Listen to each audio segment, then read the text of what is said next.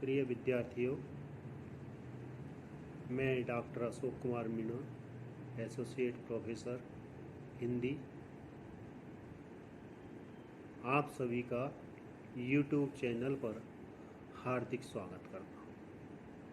आज हम कबीर के बारे में या कबीर की भक्ति के बारे में चर्चा करेंगे। कबीर दास जुलाहा जाति से थे और वो अपनी जाति को कहीं छुपाना नहीं चाहते और वो भक्ति के माध्यम से भी अपनी जाति को उल्लिखित करते हैं। वो कहते हैं, जुलाहा बीनेऊ हरिनाम, जाके सुर नर मुनि धरे ध्याना। यानी जुलाहा है वो हरिनाम बुनने का काम करता है और जिसका सुर नर मुनि ध्यान धरते हैं उसी हरिनाम का जुलाहा ताना बाना बुनता है।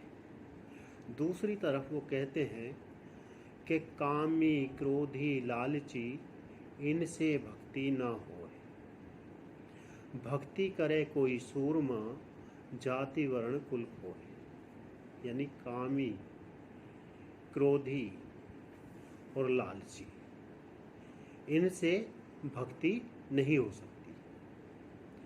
भक्ति करे कोई सूरमा, यानी भक्ति कोई सूरवीर ही कर सकता है। वो भी कैसा सूरवीर कि जाति वर्ण कुल हो, जिसने अपनी जाति को तिलांजलि दे दी हो, वर्ण को व्यवस्था पर आस्था छोड़ दी हो, कुल की मर्यादा को त्याग दिया हो, ऐसा व्यक्ति ही भक्ति कर सकता है। इसी क्रम में आगे वो कहते हैं भक्ति के संदर्भ में कि कस्तूरी कुंडल बसे मृग ढूंढे वन माहे, ऐसे ही घट घट राम है दुनिया देखत नाहि। यानी कस्तूरी कुंडल बसे, यानी मृग की नाभि में कस्तूरी बस रही है या विद्यमान है।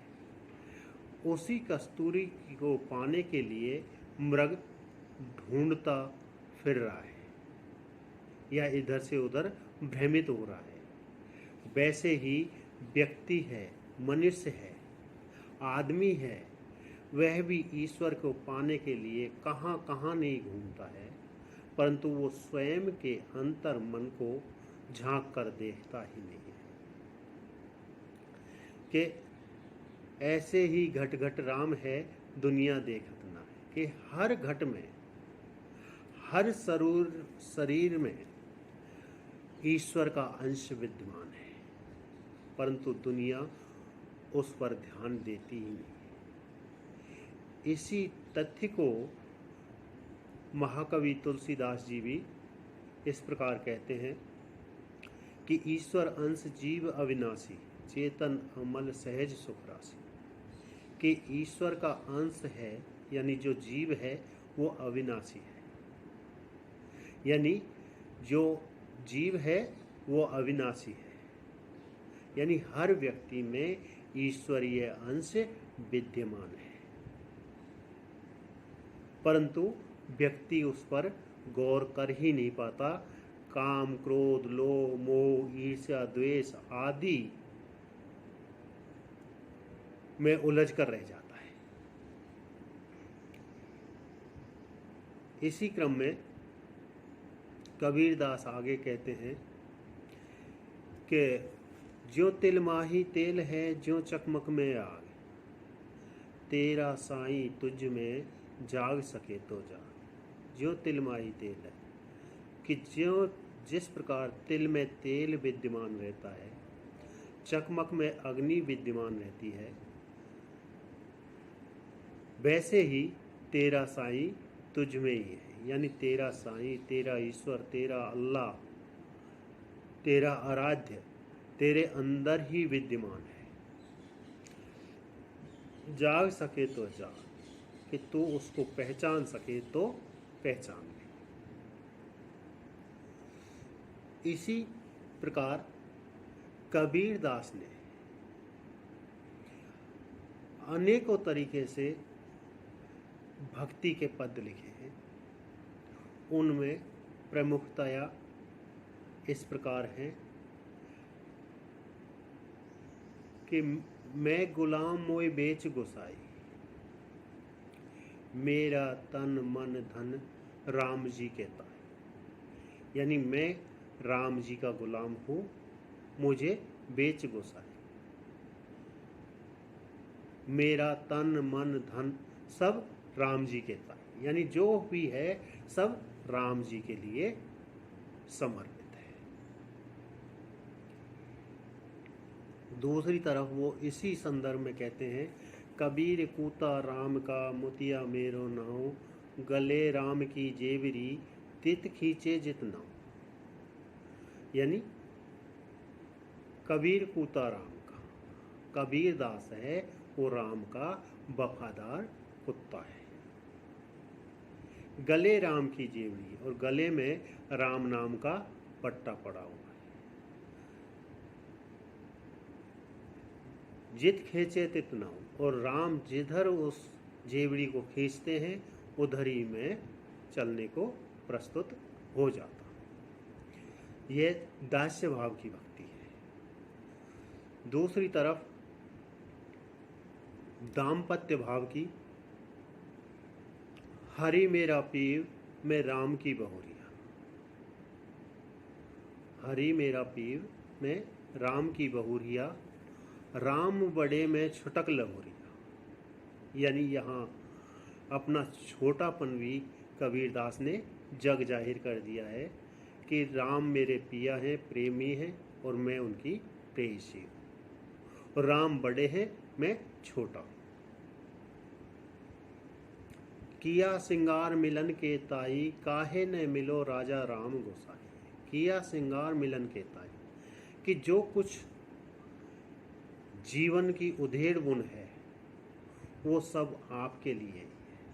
यानी जो भी श्रृंगार किया है, जो भी सजावट की है, वो सब आपके ही लिए है। आप मुझे मिलते क्यों नहीं।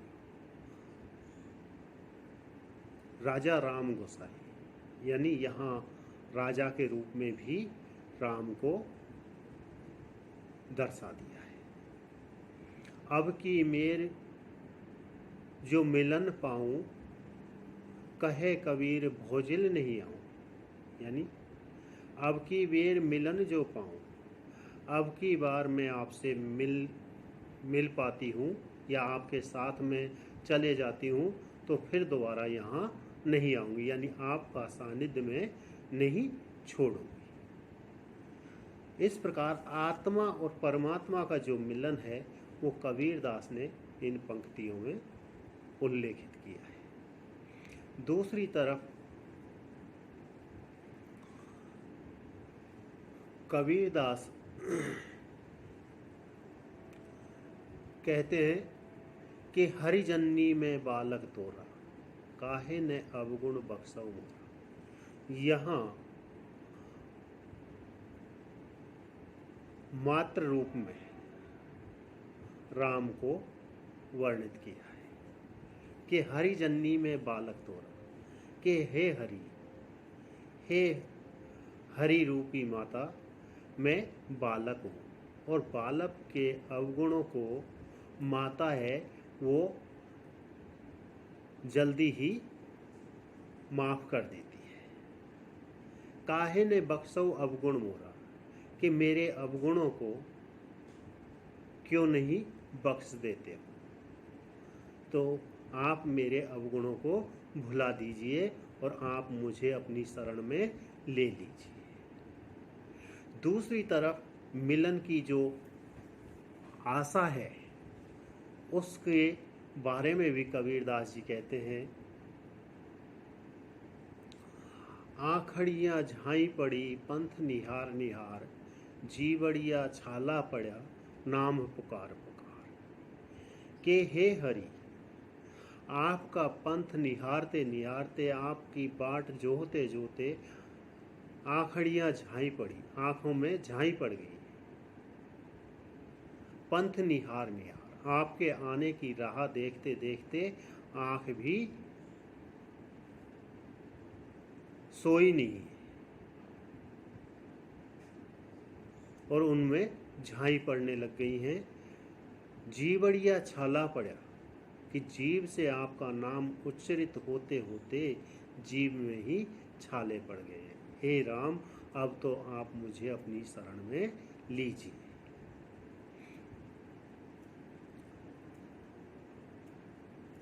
इस प्रकार वो आगे कहते हैं कि जो सो चादर सुर नर मुनि ओढ़ी, कि जो शरीर रूपी चादर सुर नर और मुनियों ने ओढ़ी, ओढ़ के मैली की, कि ओढ़ के उसको मैला ही किया है, उसको उजला नहीं किया, यानी उसको ओढ़ कर अच्छा काम नहीं कर पाए। जबकि वो स्वयं कहते हैं, दास कबीर जतन से ओढ़ी, ज्यों की त्यों धरती नीच दरी। कि दास कबीर ने जैसे जतन से ओढ़ी, यानी पूरे यत्न से ओढ़ी है, और ज्यों की त्यों धरती नीच दरी, और उस चदरिया में थोड़ा सा भी दाग नहीं लगने दिया। इस प्रकार कबीरदास भक्ति के बारे में अपने विचार रखते हैं और वो कहते हैं, सुखिया सब संसार है, खावे और सोवे, दुखिया दास कबीर है, जागे और रोवे। कि सुखिया सब संसार है, कि जो संसार है उसमें जो व्यक्ति है वो इस संसार के चक्रव्यूह में फंस गया है, काम क्रोध लोभ मोह ईर्ष्या द्वेष में फंसा रहता है। खावे और सोवे, दुखिया दास कबीर है, जागे और रोवे। यानी कबीर दास इस संसार की नश्वरता को जानते हैं, पहचानते हैं, इसलिए वो चैन से सो नहीं पाते। दूसरी तरफ वो कहते हैं कि सुख में दुख में सुमरण सब करे, सुख में करे न कोई, जो सुख में सुमरण करे तो दुख का ही को हो। कि दुख में सुमरण सब करे, कि दुख में ईश्वर को हर कोई भजता है, परंतु सुख में कोई नहीं भजता है। अगर सुख में भजने लग जाए या उसकी भक्ति करने लग जाए तो दुख का ही का, यानी दुख आए। इस प्रकार कबीरदास भक्ति के बारे में कहते भी हैं कि साईं के सब जीव हैं, कीरी कुंजर दो।